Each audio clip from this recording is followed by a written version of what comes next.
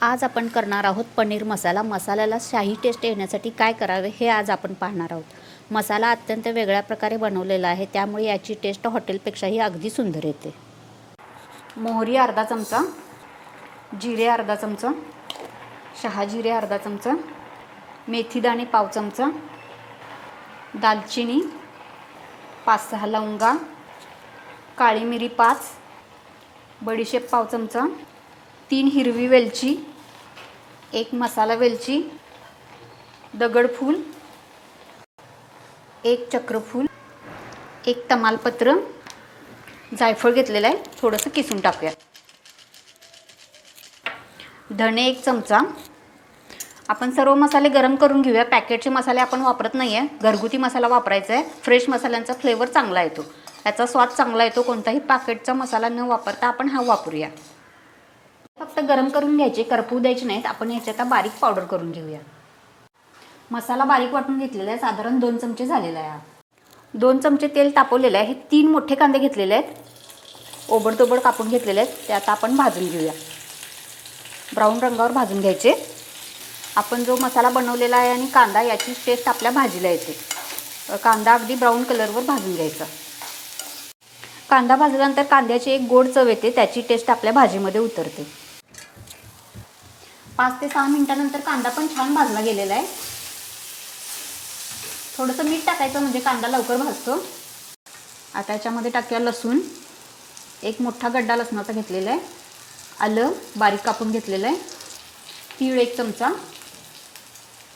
खसखस 1 चमचा, 10-12 काजू पाकळी.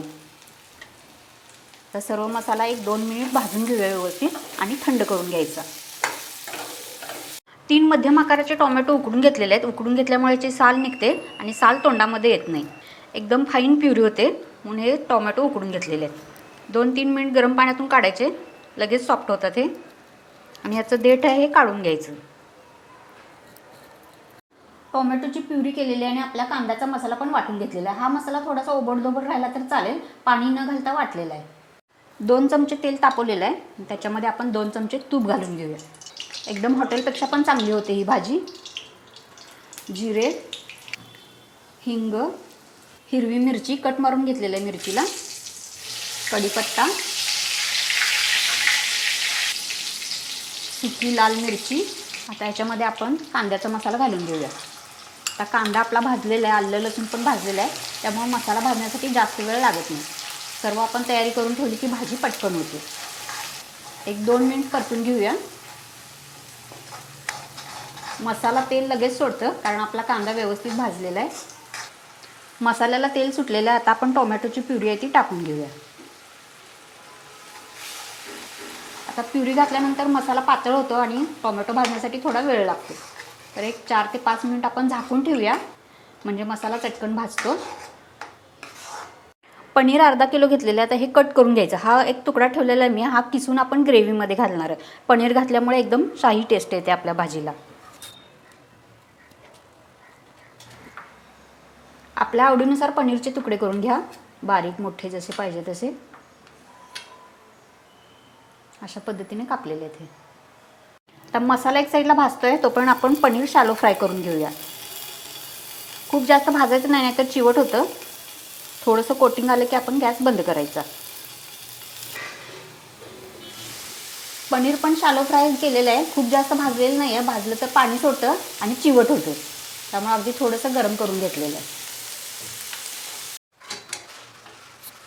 टोमॅटो पण व्यवस्थित भाजला गेलेला आहे आणि तेल सुटलेलं आहे. आता ह्याच्यामध्ये मी 2 ते 3 वेळा गरम पाणी घालून मसाला भाजून घेतलेला आहे. मसाला खाली लागतो, आपण त्याच्यामध्ये काजू टाकल्यामुळे मसाला ग्रेव्ही खाली लागते. तर हा आपण गरम पाणी टाकून भाजून घ्यायचा. आता हा गूळ आहे, हा गूळ टाकलेला आहे. थोडासा हळद, आपण जो घरी मसाला केला होता तो टाकलेला आहे. आता हे व्यवस्थित मिक्स करून घेऊया. मसाला खाली लागतोय असं वाटलं तर गरम पाणी टाकायचं.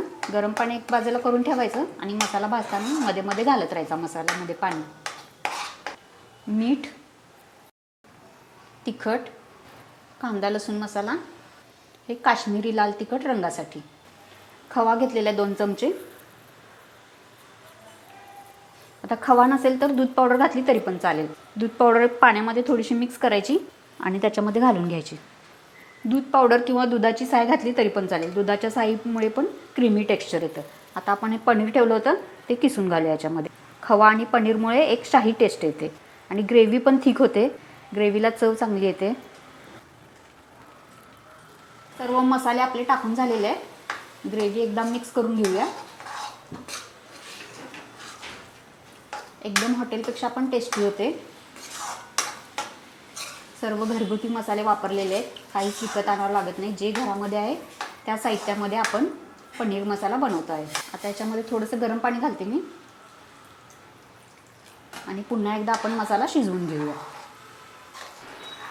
भरपूर मसाला झालेला आहे आणि टेक्स्चर पण एकदम परफेक्ट आलेलं आहे. आता आपल्याला पाहिजे तितकं घट्ट पातळ केलं तरी चालेल तुमच्या आवडीनुसार. आता याला झाकण ठेवून शिजवून घेते एक 2 ते 3 मिनिट.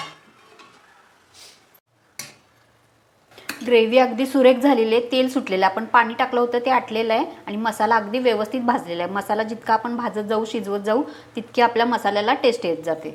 ह्याच्यामध्ये आपण पनीर घालून घेऊया. पनीर भाजताना खूप जास्त पाणी पनीरला सुटलं तर पनीर चिवट होतं. याच्यातलं पाणी निघून जातं आणि सॉफ्टनेस पण जातो याच्यात. तर जास्त भाजायचं नाही. फक्त अगदी गरम झाल्यानंतर मी गॅस बंद केलेला आहे. आता पनीर घातलेलं आहे आणि खूप जास्त आता शिजवायचं नाही आहे. थोडंसं मिक्स करून घेऊया आणि एक 2च मिनिट वाफ यायला. पनीर मसाल्याला एक वाफ आलेली आहे. आपला पनीर मसाला तयार आहे. मस्त ग्रेव्हीमध्ये छान झालेली आहे एकदम भाजी.